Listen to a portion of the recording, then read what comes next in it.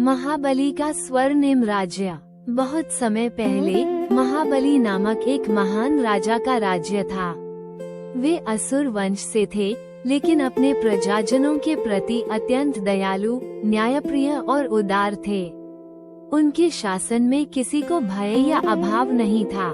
खेतों में भरपूर फसल होती, घरों में समृद्धि थी और प्रजा सुखी जीवन बिताती थी। कहा जाता है कि महाबली अपने राज्य में सभी को समान दृष्टि से देखते थे। उनकी उदारता और लोकप्रियता इतनी बढ़ गई कि तीनों लोकों में उनका नाम प्रसिद्ध हो गया। महाबली की सबसे बड़ी शक्ति केवल उनका साम्राज्य नहीं, बल्कि उनकी दानशीलता, सत्यनिष्ठा और अपनी प्रजा के प्रति प्रेम था।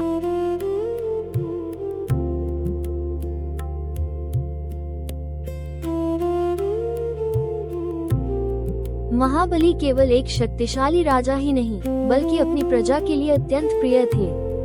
वे किसी भी याचक को खाली हाथ नहीं लौटाते थे। उनके द्वार पर जो भी सहायता मांगने आता, राजा अपनी सामर्थ्य के अनुसार उसे दान अवश्य देते। महाबली भगवान विष्णु के महान भक्त प्रहलाद के पौत्र भी थे।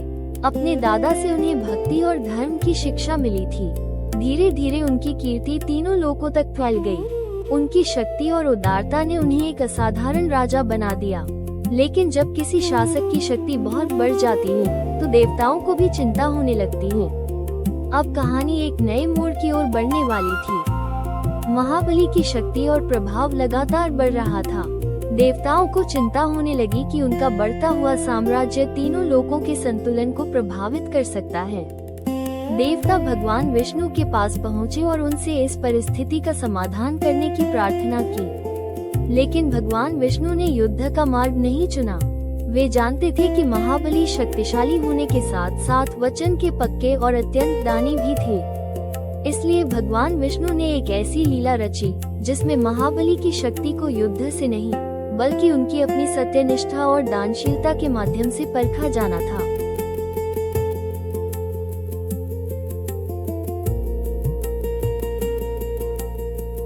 और फिर भगवान ने धारण किया एक अद्भुत रूप, वामन अवतार।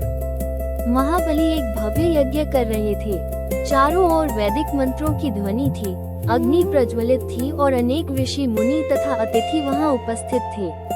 तभी वहां एक छोटे से ब्राह्मण बालक के रूप में भगवान विष्णु के वामन अवतार का आगमन हुआ। हाथ में कमंडलू, छत्र और दंड लिए वो बालक अत्यंत तेजस्वी दिखाई दे रहा था।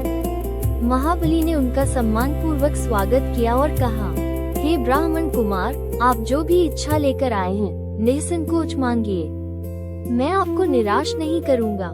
वामन ने शांत भाव से राजा की ओर देखा। अब महाबली को कहाँ पता था कि यह छोटा सा अतिथि उनके जीवन की सबसे बड़ी परीक्षा लेकर आया है। वामन ने राजा महाबली से कहा, मुझे अधिक कुछ नहीं चाहिए। मुझे केवल उतनी भूमि चाहिए जितनी मैं अपने 3 पगों में नाप सकूं। महाबली यह सुनकर मुस्कुराए। उन्हें लगा कि इतनी छोटी सी मांग के लिए इतना बड़ा यज्ञ क्यों। उन्होंने वामन को 3 पग भूमि देने का वचन दे दिया। लेकिन उनके गुरु शुक्राचार्य समझ गए कि यह कोई साधारण बालक नहीं है। उन्होंने महाबली को सावधान किया और कहा कि यह स्वयं भगवान विष्णु है। फिर भी महाबली अपने वचन से पीछे नहीं हटे। उन्होंने कहा, यदि मैंने दान देने का वचन दिया है, तो मैं उसे अवश्य निभाऊंगा। और यहीं से कहानी अपने सबसे अद्भुत क्षण की ओर बढ़ती है।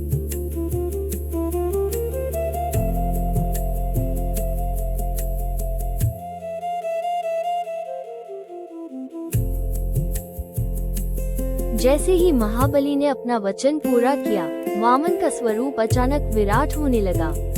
छोटा सा ब्राह्मण बालक अब विशाल त्रिविक्रम रूप धारण कर चुका था। उनका पहला पग पूरी पृथ्वी पर फैल गया।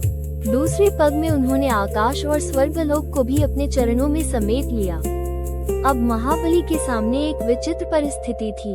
भगवान विष्णु ने पूछा, मेरे तीसरे पग के लिए अब स्थान कहाँ है? पृथ्वी और आकाश दोनों नापे जा चुके थे। महाबली समझ गए कि उनके पास देने के लिए अब केवल एक ही चीज शेष है, स्वयं उनका अपना सिर।